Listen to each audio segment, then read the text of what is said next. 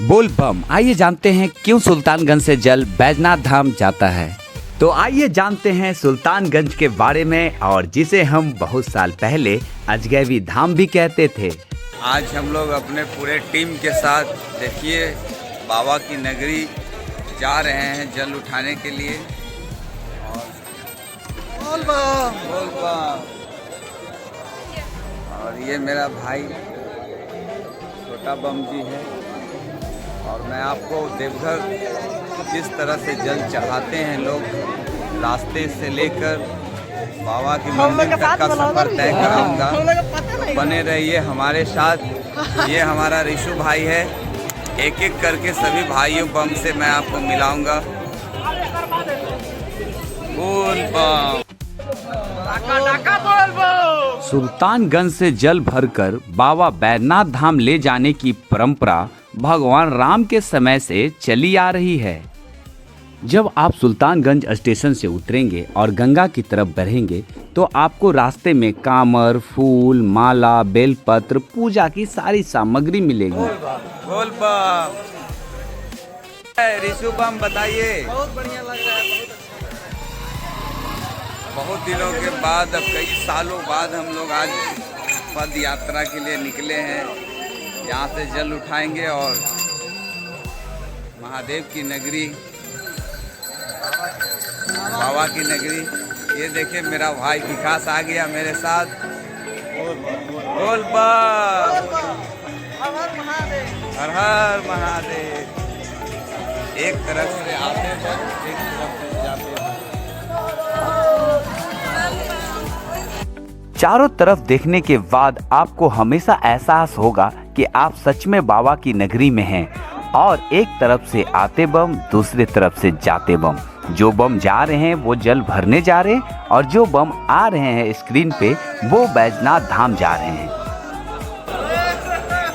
पार्वती मैया की जय। एक सबसे खास बात बम जी जो मैं आज आपको बता रहा हूँ कि सुल्तानगंज की गंगा माँ उत्तर दिशा की ओर बहती हैं, तभी तो वो उत्तरायणी है। और उत्तरायणी होने के कारण हमारे भगवान शिव को ये अति प्रिय हैं। गंगा के किनार पहुँचते ही आपको एक चौकी लेना होगा जो हमारे पंडा जी पहले से लगा रखे रहते हैं। चौकी पे आप अपने पूजा के सामान और कामर को रखकर गंगा में स्नान करने जाएंगे। जैसे कि यहाँ पे स्क्रीन पे आप देख रहे हैं कि यहाँ पे संकल्प हो रहा है। बिना संकल्प लिए हुए आप जल लेकर बैजनाथ धाम की ओर नहीं बढ़ सकते हैं। संकल्प कर लेने से हमारा गंगा जल शुद्ध और भगवान शंकर के लिए हो जाता है। अभी जो स्क्रीन पे लोग दिख रहे हैं ये मेरी पूरी टीम है, और मैंने एक चौकी ले रखा है और अब हम लोग चलेंगे जल भरने। भगवान शिव को अति प्रिय होने के कारण ही तो यहाँ से कांवरिया जल भरकर 105 किलोमीटर पैदल यात्रा करके बाबा बैजनाथ धाम को जल अर्पित करते हैं। देखिए कितने दिन में बाबा के पास बोल बम। और जिनका देखिए हमारे राहुल जी था वो आ गए। ओ बोल बम। ये देखिए आशीष पार्क जी हमारे मगी के डायरेक्टर साहब, मगी स्टार के डायरेक्टर साहब। और इधर एडिटर संतोष यादव जी, मेरा भाई। बोल बम। तो देखते रहिए मैं कैसे पहुंचता हूं बाबा धाम और रास्ते में क्या कठिनाइयां झेलता हूं दोस्तों।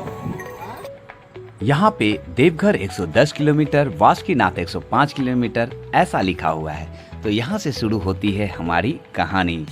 मान्यता है कि भगवान शिव अमरनाथ गुफा यात्रा के दौरान यहाँ पे विश्राम किए थे, तभी तो अजगैवी नाथ नाम पड़ा है।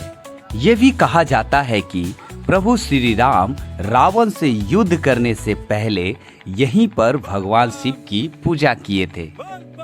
तब से ऋषि मुनियों का ध्यान स्थान भी रहा है।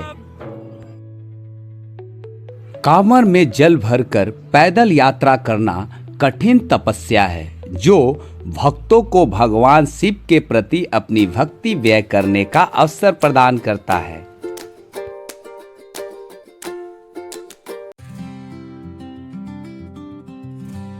अगर आप फलाहार होकर देवघर जाना चाहते हैं तो रास्ते में आपको केला आलू का मिक्स दूध के साथ जलेबी मिलेगा। जैसे कि आशीष पार्क जी अभी आपको दिखेंगे, मैं और आशीष पार्क जी थोड़ा सा इसे टेस्ट करने के लिए काउंटर पर गए और काउंटर पर जाने के बाद जलेबी की सुगंध आते ही मुंह में पानी आने लगा। तभी आशीष पार्क जी ने 2 जलेबी ली, एक मेरे लिए और एक खुद के लिए। इसका टेस्ट बहुत ही अच्छा था। तो बने रहिए हमारे साथ और देखते रहिए देवघर। बम जी, ये बहुत ही कठिन तपस्या है जो भगवान शिव को अर्पित है। यहाँ पर हमारा एक दिन खत्म होता है और फिर शुरू होता है दूसरा दिन, और दूसरे दिन हम लोग बहुत ही जल्द पहुँचने वाले हैं कुमरसार नदी के पास। और कुमरसार नदी की कुछ और कहानी है, तो बने रहिए हमारे साथ और जानिए कुछ खास। जितने भी कांवरिया होते हैं, जिनके पास कांवर होता है, वो सुबह सुबह स्नान करते हैं और कांवर की पूजा करते हैं, तभी कांवर को उठाकर आगे की ओर बढ़ते हैं। हम लोग पहुंच चुके हैं कुमरसार धर्मशाला। धर्मशाला में कांवरिया के लिए बहुत सारी सुविधाएं रहती है। अगर आप थक गए हैं तो आप उस सुविधा का आनंद उठा सकते हैं। बस यहीं से थोड़ी दूरी पर है कुमरसार नदी। तो आइए जानते हैं कुमरसार नदी के बारे में। बम जी, यह एक पवित्र नदी है जो उत्तर वाहिनी गंगा से शुरू होकर बैद्यनाथ धाम तक जाती है। ये भी माना जाता है कि हमारी 105 किलोमीटर यात्रा का ये महत्वपूर्ण हिस्सा भी है। कुमरसार नदी को हम लोग कजरी नदी भी कहते हैं। सुल्तानगंज से जल भरकर कांवरिया पथ से गुजरने वाले भक्तों के लिए महत्वपूर्ण पड़ाव भी है। यह नदी उत्तर वाहिनी गंगा की एक हिस्सा है जो कांवरिया यहाँ आते हैं और स्नान कर आगे की ओर बढ़ते हैं। अभी मैं कुमरसार नदी में हूँ और देख सकते हैं कि यहाँ का कैसा दृश्य है। चारों तरफ कांवरिया अपने कांधे पे कांवर लेकर पानी में खड़े हैं ताकि उनके पैर की थकावट कम हो सके, थोड़ा सूजन कम हो सके। यहाँ पे लोग फोटो शूट कराते हैं और घोड़े की सवारी भी करते हैं। साथ में यहाँ पे स्टॉपेज करके बहुत अच्छे खाने मिलता है, तो खाना भी खाकर आगे की तरफ बढ़ते हैं और नदी में स्नान करते हैं। सबसे पहली बात कि पैर की जो थकावट है, सूजन है, इस पानी में थोड़ा कम जाता है ताकि कांवरिया को आगे चलने में थोड़ी आसानी होती है। कुमरसार नदी में एक और खास बात है कि कोसों दूरी तय करने के बाद पैर की थकावट, मन का थकान, ये सब दूर हो जाता है। ऐसा लगता है कि हमारी गंगा माँ हमसे मिलने दोबारा आई है और यहाँ से यात्रा फिर शुरू होता है। जितने भी कांवरिया होते हैं उनके चेहरे पे खुशी होता है, एक अलग सा माहौल होता है और बोल बम का नारा है, बाबा एक सहारा है, ऐसे करते हुए आगे की ओर बढ़ते रहते हैं। कुछ दूरी तय करने के बाद अब हम लोग पहुँच चुके हैं बांका जिला में।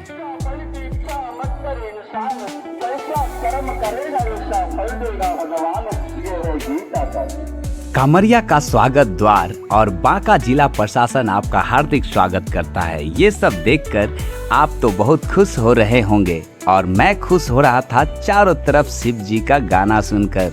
बोल बम का नारा है, बाबा एक सहारा है। बम जी, अगर आप अपनी पूरी फैमिली के साथ आना चाहते हैं तो आप देख रहे होंगे कि माननीय मुख्यमंत्री जी के द्वारा कितने सारे सुख सुविधाएं उपलब्ध है। रास्ते में जगह जगह पे आपको धर्मशाला मिलेगा, क्योंकि अगर आप रास्ते में थक जाते हैं या लाचार हो जाते हैं तो यहाँ पे आप विश्राम कर सकते हैं। कई बार बम जी, शिव कथा में हमने सुना है कि कांवर यात्रा एक कठिन तपस्या है और इस तपस्या से भोलेनाथ खुश होते हैं और इससे हमें आशीर्वाद मिलता है, जिससे हमें घर और परिवार को खुश रखने में बहुत ही सुविधा मिलती है। तो हम अभी चल रहे हैं कांवरिया पथ पर और देखिए हमारे आशीष पार्क जी हमारे आगे आगे चल रहे हैं और उनके आगे हजारों कांवरिया बम जा रहे हैं। फिर से स्नान कर पीठ पे जल लाद कर चल पड़े हैं आगे की ओर। हमारे साथ देखिए हमारा भाई विकास, आशीष पार्क जी। और इस बार अभी हम लोग का अगला स्टॉपेज होने वाला है जिलेबिया मोड़ में और फिर हम वहाँ आपको दिखाएंगे कि जिलेबिया मोड़ कैसा है। अभी बोल बम, वही जोश और वही जुनून, दूसरा दिन बोल बम। आसमान में छाए नीले बादल और चारों तरफ छाए पेड़ पे ये हरियाली। आंखों के सामने गेरुआ वस्त्र पहने हजारों करोड़ों लोग एक ही नाम जप रहे थे, बोल बम बोल बम। इन सब को देखकर बम जी ऐसा लग रहा था कि मैं एक देवनगरी में हूँ। हर जगह आपको निःशुल्क शिविर मिलेगा जहाँ पर आप आराम कर सकते हैं। बोल बम, बोल बम, बोल बम, बोल बम का नारा है, बोल बम का नारा है। ऐसे ही बोल बम बोलते हुए देवनगरी पहुंच जाएंगे हम लोग। तो यहाँ से जिलेबिया मोड़ 3 किलोमीटर और टंकेश्वर धर्मशाला 8 किलोमीटर है। तो बम जी, आज मैं आपको बताऊंगा कि रास्ते में कांवरिया बोल बम क्यों बोलते हैं। बम जी, बोल बम यह एक सिद्धि मंत्र है जो शिव की ऊर्जा और शक्ति का प्रतीक है। ऐसा बोलने से एक साथ होने का अनुभव होता है और यात्रा के दौरान बम जी के शरीर में एक अलग सी शक्ति का एहसास होता है। तभी तो बोलते हैं बोल बम बोल बम। जगह जगह पे, हर मोड़ पे और हर चौराहे पे निःशुल्क सेवा रहता है, जैसा कि बम जी हमने आपको बताया था। देखिए, अभी हम लोग जिलेबिया मोड़ आप पहुंचे हैं और पैर में हमारा बहुत पैर दर्द भी कर रहा है, थोड़ा सूजन हो गया है। भगवान ऊपर इतना धूप कर दिया है ना, नीचे से पैर इतना जल रहा है। देखिए, भोलेनाथ का नाम लेके बोलबम माला जपते हम लोग आगे बढ़ रहे हैं। बने रहिए हमारे साथ और देखिए बाबा धाम का यात्रा। बम जी, कभी आपने सोचा है कि इसका नाम जिलेबिया मोड़ क्यों पड़ा? क्योंकि आपको पता होना चाहिए कि बाबा धाम जाने वाले रास्ते में ये एक ऐसा पड़ाव है जहाँ से टेढ़ा मेढ़ा रास्ता शुरू होता है और यहीं से पहाड़ी क्षेत्र भी शुरू हो जाता है और यहीं से थोड़ी दूर पर सुइया पहाड़ शुरू होता है। तो बम जी, हमारे यात्रा के दौरान जिलेबिया मोड़ एक ऐसा पड़ाव है जहाँ पे सारे बम जी आराम करते हैं और थोड़ा सा भक्तिमय होकर डांस मस्ती भी करते हैं, क्योंकि यहाँ के धर्मशाला में कांवरिया लोगों के लिए बहुत ही उच्च व्यवस्था होता है। जैसा कि स्क्रीन पे आप देख रहे हैं कि दोनों साइड किस तरह से कांवरिया लोगों के लिए बनाया गया है धर्मशाला। एक और खास बात कि हमेशा कांवरिया लोगों का वस्त्र गेरुआ रंग का क्यों होता है, क्या आप जानते हैं? गेरुआ रंग, जिसे भागवा भी कहा जाता है, साधु संतों द्वारा, आध्यात्मिक साधकों द्वारा त्याग और वैराग का प्रतीक माना गया है। ये भी कहा जाता है कि यह रंग संसार के मोह माया से दूर होने पर और भगवान की भक्ति में लीन होने का संकेत देता है। इसीलिए तो सारे कांवरिया लोग गेरुआ रंग के वस्त्र पहनकर ही बाबा धाम जाते हैं। ये मेरा भाई विकास है और चलिए मिलते हैं अपने टीम से। ये हम अभी जिलेबिया मोड़ में हैं, हमारे साथ मेरे भाई विकास है और एक तरफ हमारे आशीष पार्क जी हैं। और जिलेबिया मोड़ का नज़ारा ही अलग है, पहाड़ों के बीचों से ये रास्ता देवघर के लिए जाता है। इस कठिनाई में हमारी जो सामने आप देख रहे हैं, ये पहाड़ की चढ़ाई है और देखिए इतनी यात्रा तय करने के बाद कांवरिया लोगों की पैर की हालत बिल्कुल खराब हो जाता है। जो भी लोग बहुत कम चलते फिरते हैं या व्यायाम कम करते हैं तो उनके पैर में फोले फुंसी होने शुरू हो जाते हैं। और हमारे सामने स्क्रीन पे आपको दिखा होगा कि ऐसे बमजी जो नीचे बैठे हुए थे आपको पूरे रास्ते में मिलेंगे। तो दानपुर करते हुए आप आगे की ओर बढ़ सकते हैं। साथ में कांवरिया लोगों के लिए अब ये रास्ता बिल्कुल आसान कर दिया गया है। जगह जगह पे आपको बालू बिछा दिया गया है जिससे आप चलने में आसान होगा। और ये देखिए, ये लोकल बच्चे हैं जो दान पुण्य मांगते हैं। आप इन्हें दान करते हुए आगे की ओर बढ़ते रहिए। जैसा कि मैंने पहले भी आपको बताया था, 4 किलोमीटर या 5 किलोमीटर की दूरी पे आपको हमेशा धर्मशाला और 2-3 किलोमीटर दूरी पे आपको हमेशा सिविल मिलता रहेगा, जहाँ पे अगर आप थक गए या फिर आपकी तबीयत खराब हो गई तो आप वहाँ विश्राम कर सकते हैं और सही होने के बाद फिर आप अपनी यात्रा शुरू कर सकते हैं। बस थोड़ी ही दूर यहाँ से आपको सुइया पहाड़ मिलेगा और लीजिए, हम सुइया पहाड़ पहुँच चुके हैं। यहाँ से शुरू होता है हमारा सुइया पहाड़। पहले ये रास्ता बहुत ही कठिन था। जब भी कांवरिया लोग इधर से जाते थे तो उनके पैर में छोटे छोटे कंकर गिरा करते थे और पहाड़ी क्षेत्र होने के कारण यहाँ कंकर और पत्थर बहुत ज़्यादा है। इसीलिए यहाँ पे सुइया पहाड़ नाम दिया गया। जब भी कांवड़िया जी के पैरों में जब कंकर गिरने लगते थे तो इन्हें ऐसा प्रतीत होता था कि सुई गिर रहा है, तभी तो इसका नाम सुइया पहाड़ रखा गया। लेकिन अब ये रास्ता बिल्कुल आसान कर दिया गया है, चारों तरफ बालू बिछा दिया गया है और एक स्पेशल रास्ता भी बनाया गया है हमारे माननीय मुख्यमंत्री जी के द्वारा।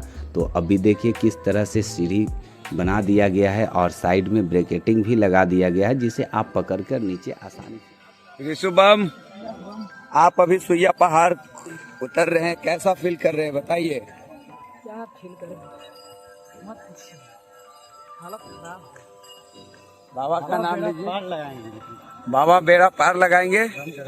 देखिए सुइया पहाड़ से उतरते हुए आप लोग, बहुत मजा भी आ रहा है।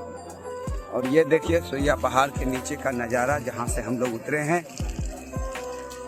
बने रहिए हमारे साथ। आइए बम जी, सुइया पहाड़ से जुड़ी कुछ बातें हम आपसे करते हैं। अभी आप देवघर से 15 किलोमीटर की दूरी पर हैं और अभी हम लोग सुइया पहाड़ से नीचे उतरे हैं और देखिए किस तरह का नज़ारा है।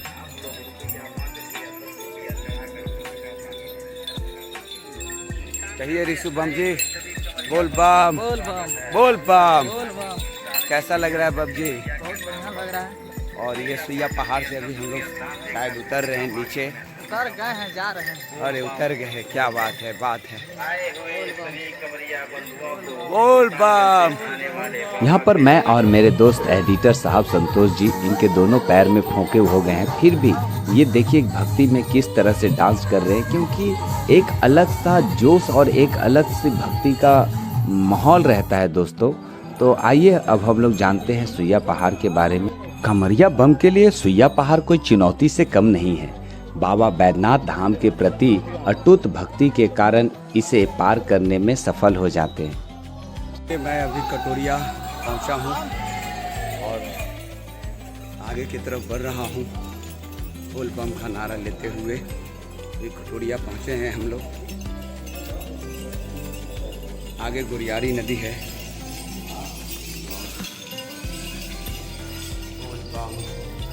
बोल बम, बोल बम, बोल बम।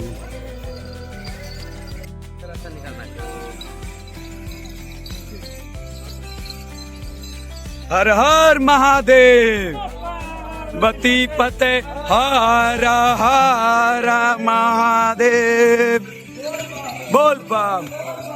कटोरिया में कटोरिया धर्मशाला बहुत ही अच्छा धर्मशाला है। ये हमारे यात्रा का एक ऐसा पड़ाव है जहाँ पर आप रुककर थकान को दूर कर सकते हैं, क्योंकि यहाँ पे बोल बम का नारा हमेशा गूंजता रहता है। हम अपनी पूरी रात सुइया पहाड़ पर बिताए थे और सुबह कटोरिया से क्रॉस कर रहे हैं। ये जो आप स्क्रीन पे देख रहे हैं, ये सुबह सुबह का सीन है। यहाँ से गुरियारी नदी 2 किलोमीटर की दूरी पर है और मैं आपको बताऊंगा गुरियारी नदी की खासियत। लोग पहुंच चुके हैं गुरियारी नदी और यहाँ पर हम थोड़ा सा अपने पैर को पानी में डालकर आराम करने देंगे ताकि पैर की जो दर्द है वो ख़त्म हो जाए। तो बने रहिए हमारे साथ, मैं आपको घुमाने वाला हूँ गुरियारी नदी में। 80 से 85 किलोमीटर की यात्रा तय करके हम गुरियारी नदी पहुँच चुके हैं और यहाँ पर खुलकर मस्ती करने वाले हैं, क्योंकि इस नदी में मस्ती करके अपनी थकान कम करेंगे। और हमें पता है कि यहाँ से बैद्यनाथ धाम बहुत ही नजदीक है। यहाँ पर नदी के किनारे में चारों तरफ आपको छोटे छोटे दुकान मिलेंगे, जहाँ पर आपको खाने के लिए बिना लहसुन प्याज के सारे सामग्री मिलेंगे। और मैं आ चुका हूँ गुरियारी नदी में और देखिए यहाँ पे किस तरह का नज़ारा है शिव भक्तों का। अब मौसम भी बहुत सुहाना है। आज नदी में बहुत ही कम पानी है दोस्तों। सारी दुकान नदी के बीच में ही लगा रहता है। देखिए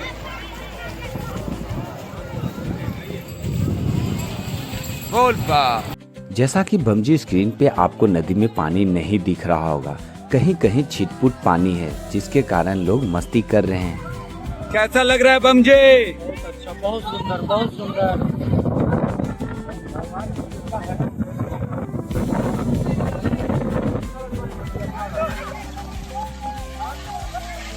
लेकिन जब नदी में बहुत तेज पानी आ जाता है तो उसके लिए पुलिया बनाया गया है, जिससे आप अपनी यात्रा आसानी से पार कर सकते हैं। मौसम बहुत सुहाना है और बारिश होने की संभावना है। नदी में कम पानी होने के कारण सारे बम लोग मस्ती कर रहे हैं, फोटो खिंचा रहे हैं। लेकिन बारिश आने की संभावना है, तेज हवा भी चल रहा है।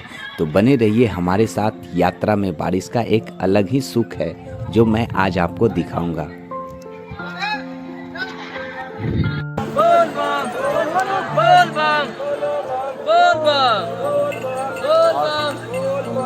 नदी अभी हम लोग पार किए हैं।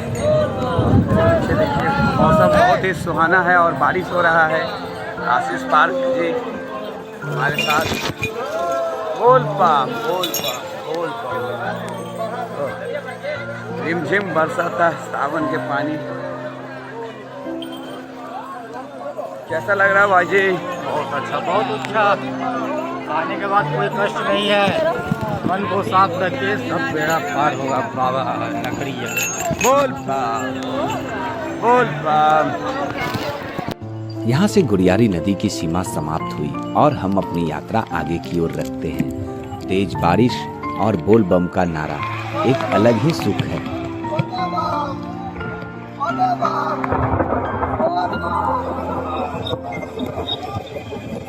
कांवड़िया यात्रा के दौरान अगर बारिश हो जाए तो एक अलग ही सुख मिलता है। ऐसा लगता है कि साथ भगवान का आशीर्वाद मिल रहा हो।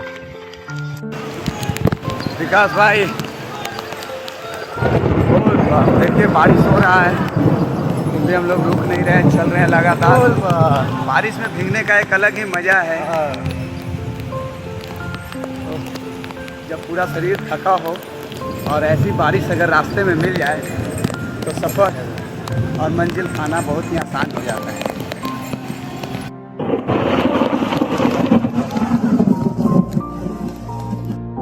आप देख सकते हैं और समझ सकते हैं कि कितना आनंद आ रहा होगा। अब हम लोग पटनिया धर्मशाला पहुंच गए हैं, मतलब बैद्यनाथ धाम के बिल्कुल नजदीक। यहाँ से हम लोग बॉर्डर क्रॉस करेंगे। और ये देखिए रात्रि का समय है और मैं ज़्यादा भी नहीं, मैक्सिमम 7 या 8 बज रहा होगा। और मैं बिहार और झारखंड के बॉर्डर पे आ गया हूँ और यात्रा यहाँ तक का बहुत ही अच्छा रहा। और मैं सामने दिखा रहा हूँ बिहार बॉर्डर। और बम जी, आपको पता होगा कि दुम्मा बॉर्डर बिहार और झारखंड की सीमा है, जहाँ रात में भी रौनक है। तो आइए हम जानते हैं दुम्मा बॉर्डर के बारे में। कांवर यात्रा के दौरान दुम्मा बॉर्डर मतलब बिहार और झारखंड की जो सीमा है वो एक बहुत ही बड़ा पड़ाव होता है, क्योंकि कांवरियों के लिए यहाँ की रात उत्साह से कम नहीं होता है। झारखंड बॉर्डर पे पहुँचने के बाद आपको एक अलग सा एहसास होगा। ऐसा लगेगा कि चारों तरफ की दुनिया बिल्कुल बदल चुकी है और आप देवघर पहुंच गए हैं। लेकिन यहाँ से देवघर की दूरी है अभी, क्योंकि अभी आपको शिवगंगा जाना है। तो सामने जो लाइट और पंडाल दिख रहा है, यहाँ पे बम जी की गिनती चल रहा है, क्योंकि गिनती करने से ये पता चल जाता है कि आज के दिन मतलब कि 24 घंटे में बाबा पे कितने लोगों ने जल का अभिषेक किया है। और साथ में ये भी पता चल जाता है कि बिहार से कितने कांवरिया आए हैं। मेरा नंबर 14,444 था और देखिए शिवगंगा बहुत ही नज़दीक है, 9.5। अब यहाँ से हम लोग शिवगंगा की तरफ चलते हैं। शिवगंगा जाते ही आपको एक अलग सा माहौल मिलेगा। और ये देखिए ठनठनिया धर्मशाला, यहाँ पे आप अगर थक गए हैं या फिर थोड़ा मस्ती करना चाहते हैं तो रुक सकते हैं। और यहाँ से हम लोग शिवगंगा की तरफ बढ़ चुके हैं। ये जो सामने आपको रास्ता दिख रहा है जहाँ पे हमारी माता साफ कर रही हैं, ऐसे ही आपको देवघर में चारों तरफ मिलेगा, जहाँ पे आपको साफ़ सफाई ज़्यादा ध्यान रखा जाता है, क्योंकि ये देवनगरी है भाई। और सेवा करते लोग भी आपको मिलेंगे। नंदी बम सेवा शिविर, यहाँ भी आपको अलग ही नज़ारा मिलेगा। जब आप बहुत जैसे ही शिवगंगा के नज़दीक जाते जाएंगे, आपको एक से बढ़कर एक नज़ारा आपको मिलता जाएगा। इस वक्त मैं शिवगंगा के पथ पे हूँ और देखिए किस तरह से कांवरिया जो है वो शिवगंगा में स्नान करने जा रहे हैं। तो आइए जानते हैं। आखिर नमस्कार दोस्तों, आखिर मैं पहुँच चुका हूँ, शिवगंगा के पथ पे चल रहा हूँ और बहुत ही जल्द मैं शिवगंगा में स्नान करूँगा और जल लेकर बाबा के लाइन में लगूँगा, ताकि मैं कल सुबह तक जल किसी तरह ढार सकूं। जैसे जैसे आप शिवगंगा की तरफ बढ़ेंगे आपको वहाँ का नज़ारा बिल्कुल अलग दिखेगा। रोड के दोनों साइड में जो स्क्रीन पे आपको दुकान दिख रहा है, बहुत ही प्यारा दुकान है और इसे बहुत ही सुंदर तरीके से, भक्तिमय तरीके से यहाँ पे सजा कर रखते हैं। शिवगंगा एक कथा के अनुसार रावण ने अपनी मुट्ठी से प्रकट कर शिवगंगा का उत्पन्न किया था, जिसे आज बहुत ही महत्व दिया जाता है क्योंकि लाइन में लगने से पहले यहाँ स्नान करना पड़ता है। आखिर इतनी दूरी तय करने के बाद हम लोग पहुंच चुके हैं शिवगंगा में और देखिए मैं इधर बैठा हूं, इंतज़ार कर रहा हूं कुछ साथियों का जो छूट गए हैं पीछे। तो बने रहिएगा हमारे साथ और देखते रहिए बाबा की नगरी में कुछ खास। गंगा स्नान करने के बाद अब हम लोग लाइन में लगने जा रहे हैं। बोल बम बोल बम। अब देखिए कितने घंटे की लाइन होती है और मैं आगे लाइन में जाके आपको दिखाने वाला हूँ कि कैसे हम लोग लाइन में लगेंगे। बोल बम। तो आपको स्क्रीन पे दिख रहा होगा कि किस तरह से बम जी अपने हाथ में जल लेकर लाइन में लगने के लिए आगे की तरफ बढ़ रहे हैं और यहीं से लाइन की शुरुआत होती है। मंदिर से 200 मीटर की दूरी से ही लाइन की शुरुआत हो जाती है। पूरी रात कमरिया लाइन में लगकर इंतजार करते हैं उस पल का जब बाबा का दर्शन हो जाए। पूरी रात लाइन में लगे रहते हैं, धीरे धीरे आगे की ओर बढ़ते रहते हैं। यहाँ पे चारों तरफ ब्रेकेटिंग प्रशासन द्वारा बनाया जाता है ताकि कांवरिया को कोई भी असुविधा ना हो। जब तक मंदिर का गेट बंद रहता है तब तक बम जी की हाल क्या रहती है आप देख सकते हैं। घंटों देर यहाँ पर बैठकर इंतजार करते हैं। जैसे ही गेट खुलता है आगे की ओर सब कोई बढ़ते हैं। तो देख रहे होंगे कि किस तरह से मंदिर की पहले परिक्रमा कराई जाती है ताकि भगदड़ कम मचे। अगर आप गलती से फूल या बेलपत्र भूल गए हैं तो आपको रास्ते में मिलेगा। मैं ऊपर खड़ा लाइन में था और ऊपर से देखिए किस तरह से बाबा का मंदिर का दृश्य दिख रहा है और ऐसे ही हम लोग भाग रहे थे।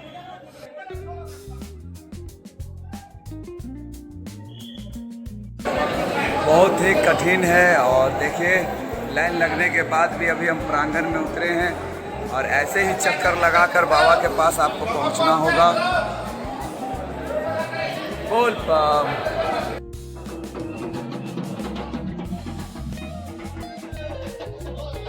बहुत ही जल्द मुझे बाबा से दर्शन होने वाला है, आप देख सकते हैं, क्योंकि वहाँ पे बहुत ही कम समय दिया जाता है। जैसे कि हम यहाँ पे जल ढार रहे हैं और यहाँ बहुत ही कम समय रहता है क्योंकि हजारों श्रद्धालु, हजारों बम हमारे इंतजार करते हैं हमारे पीछे।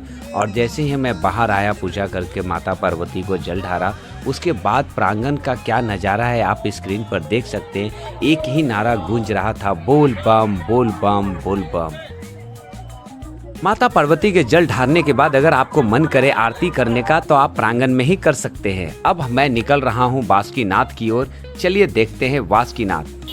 नमस्कार बम जी। और देखिए मैं इस वक्त जल ढार कर मेरा पूरा टीम अभी बासुकीनाथ जाने के लिए तैयार है।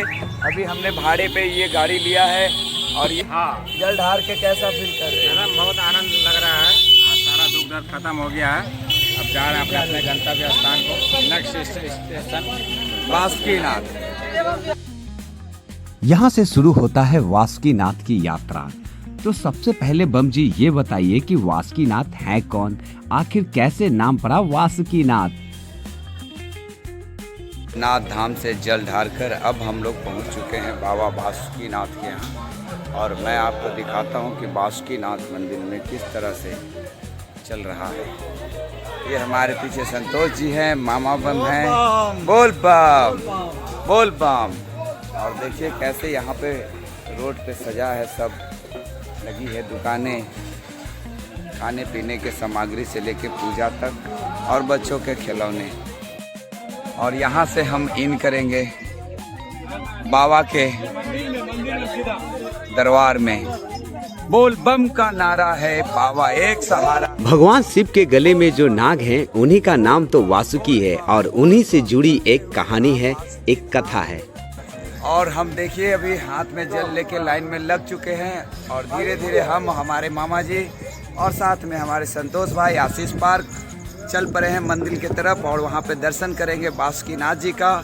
और ये जो हम जल सुल्तानगंज से लाए हैं बाबा पर अभिषेक करेंगे दोस्तों।